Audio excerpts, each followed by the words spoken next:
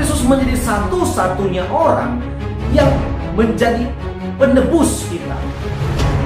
Allah yang turun ke dunia untuk membebaskan kita dari dosa. Waktu Tuhan belum datang ke dunia, seperti saya katakan tadi, dosa berkuasa. Sampai kapan Yesus, segala beban hidup. Selamat pagi sahabatku, saudara-saudara yang terkasih di dalam nama Yesus. Berjumpa lagi dengan saya di pagi hari ini untuk saya kembali berbagi firman Tuhan kepada kita. Setelah 1 minggu saya tidak menyapa saudara dengan renungan, saya berharap saudara boleh mengerti keadaan saya karena dalam beberapa hari yang lalu saya kurang sehat, ditambah dengan ada banyak kesibukan di dalam kegiatan 17-an, jadi saya tidak punya kesempatan untuk buat rekaman. Tetapi saya juga terus mempersiapkan diri untuk terus belajar firman Tuhan, untuk nantinya saya bagikan. Dan hari ini saya mulai lagi, dan Tuhan kiranya menolong kita supaya hari-hari ke depan saya masih terus menyapa saudara dalam renungan-renungan setiap paginya. Saya berharap dan saya percaya saudara-saudara boleh bangun dalam keadaan sehat, dalam keadaan yang baik, dan kasih karunia Tuhan Yesus Kristus itulah akan berkenan memimpin kita sepanjang hari. Saudara-saudara, firman Tuhan bagi kita di pagi hari ini di dalam Roma pasal 6 ayat 18.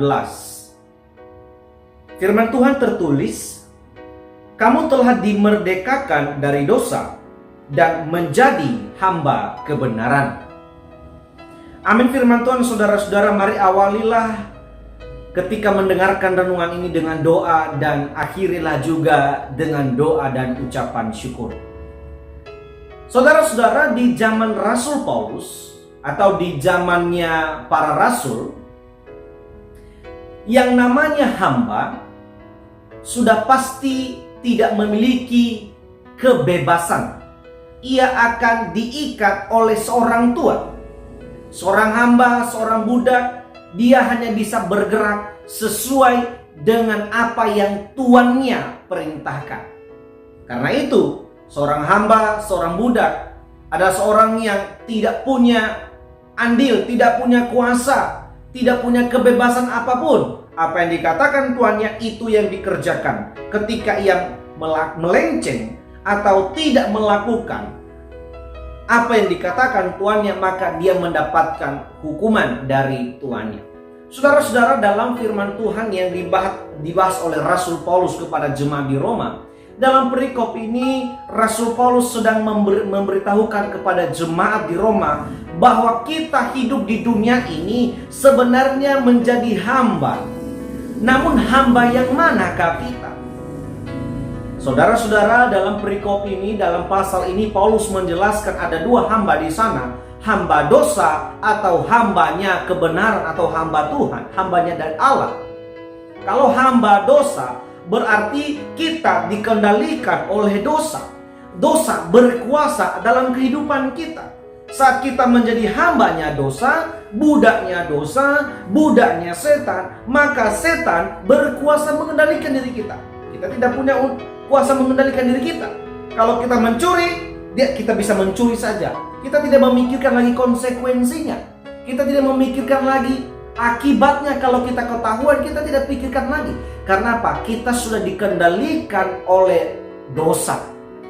Tetapi dia dalam hal ini Paulus bilang, kalau kamu hamba kebenaran adalah ketika kamu berada dalam keinginan dosa, maka kamu bisa kendalikan dosa itu sendiri. Kalau kamu sebenarnya berniat untuk mencuri, tapi karena kamu menerima kasih karunia Tuhan Yesus Kristus, kamu menerima anugerah Tuhan Yesus Kristus, kamu mengerti tentang kebenaran, maka niat yang mencuri itu kamu bisa kendalikan dan tidak jadi mencuri. Kenapa? Kamu jadi hamba kebenaran. Kamu menjadi hambanya Tuhan.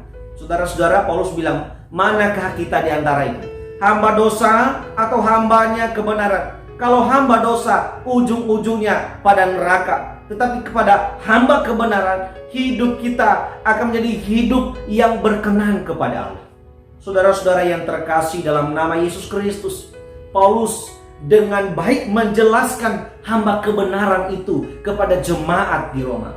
Dan tentunya Saudara-saudara yang mendengarkan renungan di pagi hari ini sudah memahami tentang hamba kebenaran, sudah memahami tentang hambanya dosa. Tetapi di pagi hari ini kita fokus tentang hamba kebenaran, di mana di dalam ayat 18 Paulus bilang ini kepada jemaat di Roma, kamu telah dimerdekakan dari dosa dan menjadi hamba kebenaran. Siapakah yang menjadi pelopor daripada kemerdekaan ini? Tentu adalah pribadi Yesus Kristus. Dan ini sudah dijelaskan oleh Rasul Paulus, saudara-saudara.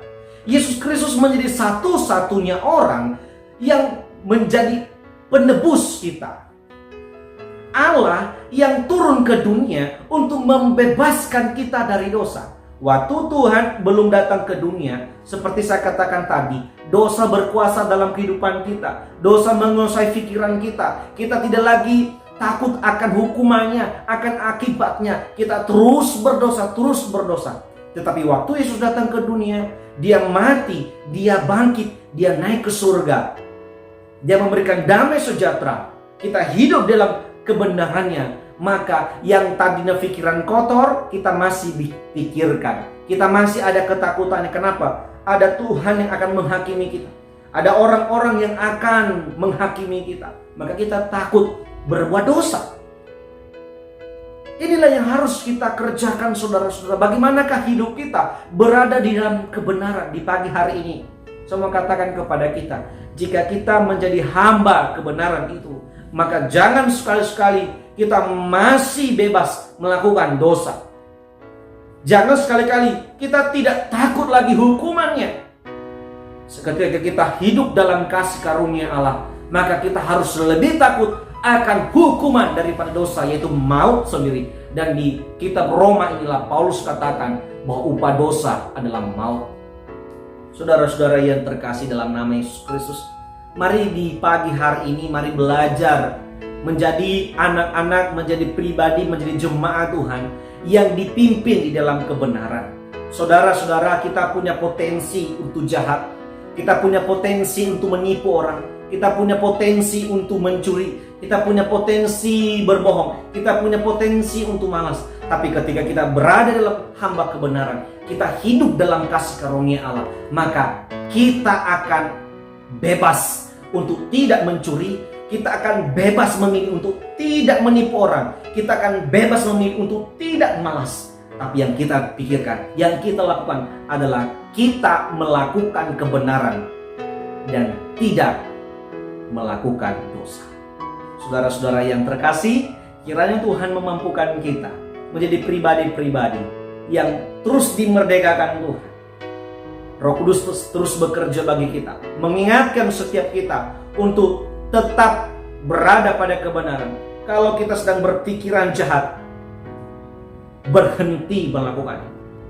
Karena Tuhan selalu memantau kita, dan Tuhan mengharapkan kita agar kita terus melakukan firman-Nya.